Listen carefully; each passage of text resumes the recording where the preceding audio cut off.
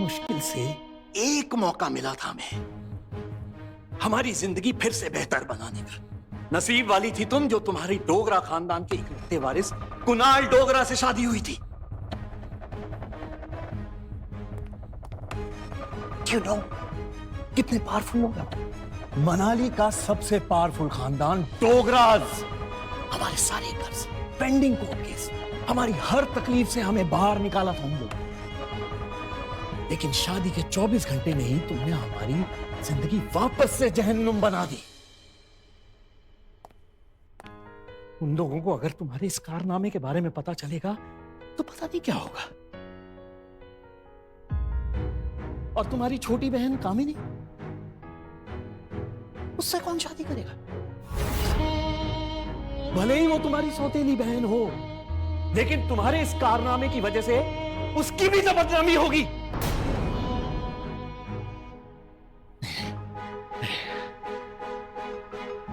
जब तक ये मामला खत्म नहीं हो जाता मैं कामिनी को और तुम्हारी मां मनीषा उसके भाई के घर भेज दूंगा। लेकिन आज नहीं तो कल सबको पता चल ही जाएगा। आज तुम भी अपनी मां के साथ ही। अनिका वो सुन चुकी थी जो गौतम कहते कहते रुक गया था। अगले दिन सुबह गौतम ने घर में लगे सारे सीसीटीवी के पिछले 5 महीने की फुटेज को खंगाला और बारीकी से देखने के बाद वो हैरान रह गया था कि पिछले 5 महीनों से छोटी मोटी बीमारी के चलते अनिका घर के बाहर कहीं गई ही नहीं थी। ये देखकर गौतम का गुस्सा अब आश्चर्य में बदल गया। उसे इतना तो समझ आ गया था कि कहीं कुछ तो गड़बड़ थी।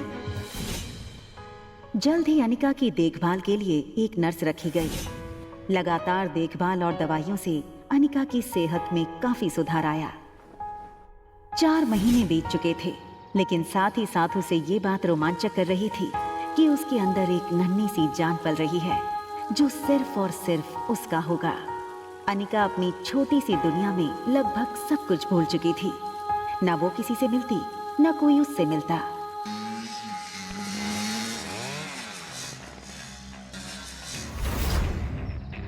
अनिका ने जैसे ही लड़की को देखा, उसकी धड़कन मानो डर और टेंशन से तेज हो गई। ये लड़का और कोई नहीं बल्कि अनिका का पति कुणाल डोगरा था।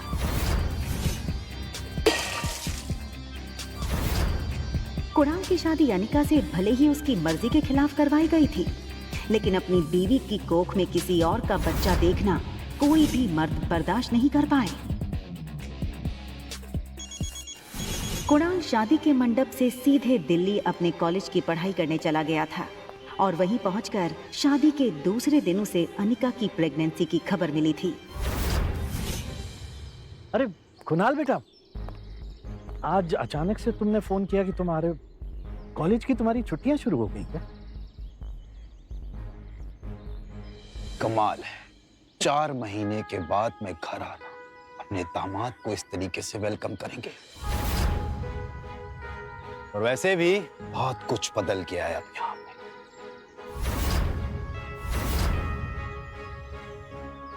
आओ बेटा, अंदर चलकर बात कर।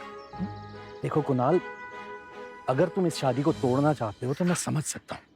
तुम समझ सकते हो, लेकिन ये बात मेरे बुढ़े दादाजी नहीं समझ सकते।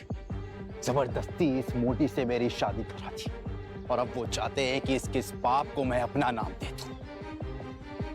जब जब इसको देखता हूं ऐसा लगता है एक ऐसे गुनाहों की सजा मिल रही है जो गुनाह मैंने कभी किए ही नहीं।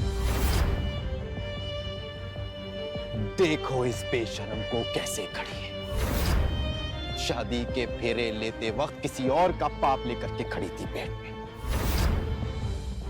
क्या लगता है तुझे तेरे इस पाप को मैं अपना नाम दूंगा? कुणाल डोगरा का नाम मिलेगा इसको, सोचना भी मत। पता नहीं किस गटर का कीड़ा है ये। मैं इस शादी को नहीं मानती। ये सुनकर कुणाल और गौतम दोनों ही शॉक थे। देखो बेटा, इस वक्त अनिका की तबीयत ठीक नहीं है, इसकी बातों पर ध्यान मत दो।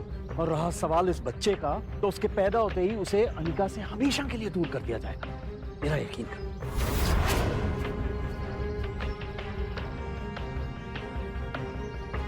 ठीक उसी पल अचानक से अनिका के पेट में जोरों से दर्द शुरू हो गया। दर्द के मारे एक झटके में अपनी पीठ के बल गिरी। अनिका, मम्मा मम्मा मम्मा, प्लेन लैंड होने वाला है। देखते ही देखते आज 6 साल बीत चुके थे और सामने थी उसकी 6 साल की बेटी रिया। रिया का मासूम चेहरा और उसकी खूबसूरत कत्थई आंखें देखकर अनिका की जान में जान आई। मम्मा, क्या हम पापा को ढूंढने जा रहे हैं मनाली? मैंने कितनी बार कहा तुमसे, तुम्हारे पापा नहीं है। कम ऑन मम्मा, हमारे तो टीचर सिखाते हैं कि सब बच्चों के मॉम एंड डैड होते हैं। तो क्या मैं गेमिंग वर्ल्ड से आई हूँ, या फिर मैं किसी जादू करके हेड से बाहर निकली हूँ? आबरा का डाबरा, रिया बाहर आ जा। तो मनाली में मेरा भाई मिलेगा क्या? रिया का ये सवाल सुनकर अनिका गहरी सोच में डूब गई थी। उसे याद आ गया कि कैसे 6 साल पहले उसने मनाली के हॉस्पिटल में जुड़वा बच्चों को जन्म दिया था। अनिका के पापा गौतम की कद काठी के एक आदमी ने उससे उसके दोनों बच्चों को छीनने की कोशिश की थी। कमजोर अनिका ने बड़ी हिम्मत से उस आदमी को रोकने की कोशिश की और उसका सामना कर रिया को तो बचा लिया, मगर अफसोस कि वो अपने बेटे को नहीं बचा पाई और वो आदमी अंधेरे में उसके बेटे को लेकर भाग गया था। और इसी वजह से अनिका की मौसी उसे बचाकर बेंगलुरु ले आई थी, जहां अनिका का इलाज भी हुआ था।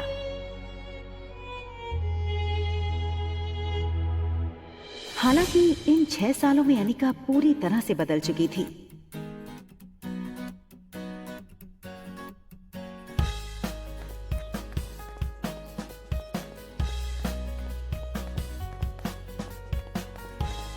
हार्मोनल इम्बैलेंस की वजह से फूला हुआ उसका शरीर अब एकदम ही से नॉर्मल हो चुका था।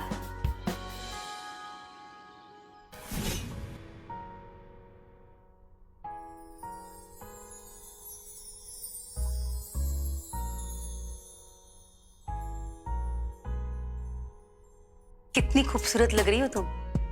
मनाली में तो लोगों के होश उड़ जाएंगे।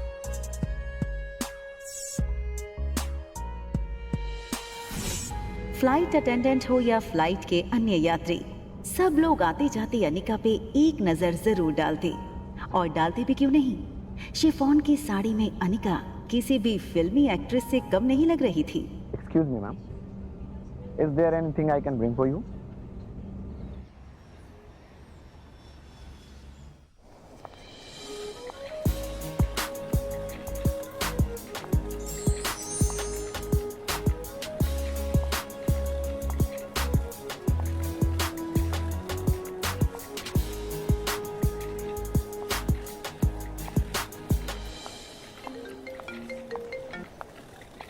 हेलो पा। कुणाल तुम्हें लेने एयरपोर्ट आ रहा है, तुम उसके साथ सीधा घर आना। यहाँ पहुँचते ही तुम्हें 2 पेपर्स पे साइन करना है, एक डिवोर्स पेपर और दूसरा वो।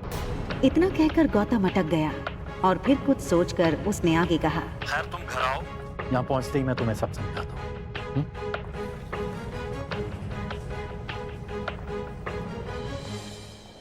इन 6 सालों में कुणाल भी काफी बदल चुका था। अब वो एक कॉलेज स्टूडेंट नहीं रहा था, बल्कि एक बिजनेसमैन था। आज तक इस दुनिया में किसी भी इंसान को अपने डिवोर्स पे इतनी खुशी नहीं हुई होती जितनी खुशी मुझे हो रही है आज। कैसे भी करके आज इस मोटी से ना अपने डिवोर्स पेपर पे साइन करवा लूंगा। आप फिक्र मत कीजिए सर, आज मैं सुबह सुबह माता के दर्शन करके निकला हूँ और मैंने भगवान से प्रार्थना की है कि आज आपकी हर मनोकामना पूरी।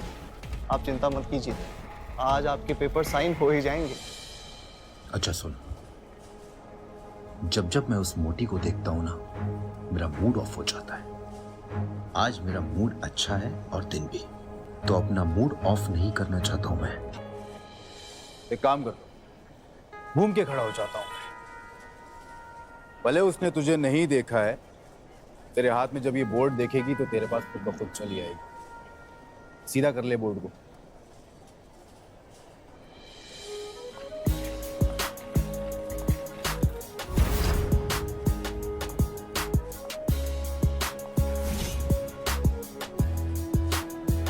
कुणाल ने एयरपोर्ट से बाहर आते हुए एक लड़की को देखा और फिर देखता ही रह गया।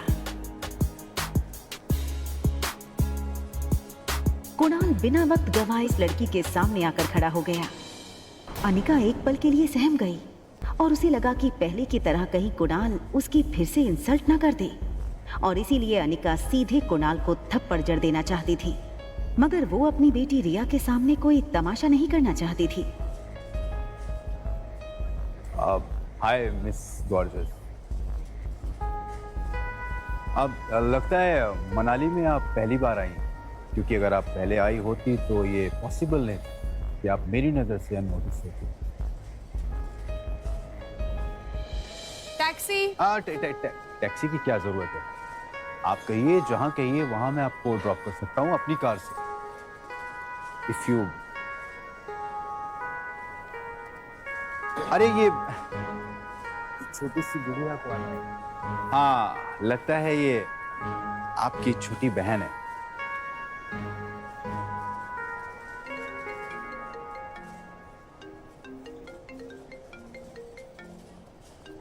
हाँ, क्या तुम्हें अनिका दिखी बेटा?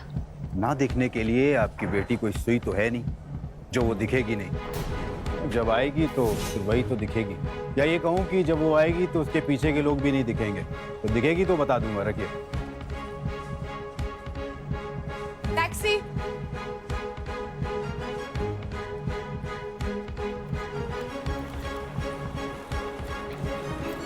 टैक्सी वहां से निकलने ही वाली थी कि तभी कुणाल ने टैक्सी रोकी। मैम, अगर आप बेंगलुरु की फ्लाइट लेकर के आ रही हैं तो क्या आपने उस फ्लाइट में एक बहुत ही भद्दी और मोटी लड़की को देखा क्या?